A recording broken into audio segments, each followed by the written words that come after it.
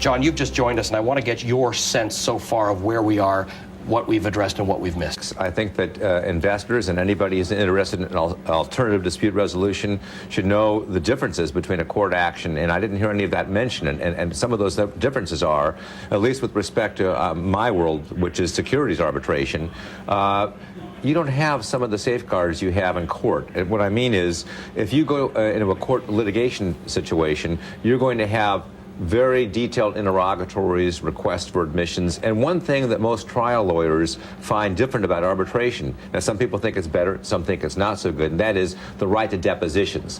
That is, if you're going to have a court case where you're going to be in a court or a jury trial, prior to putting a witness on the stand, you have a right to take their testimony under formal oath, and you can cross-examine them, you can ask them questions, you get a pretty good idea of what their testimony is going to be.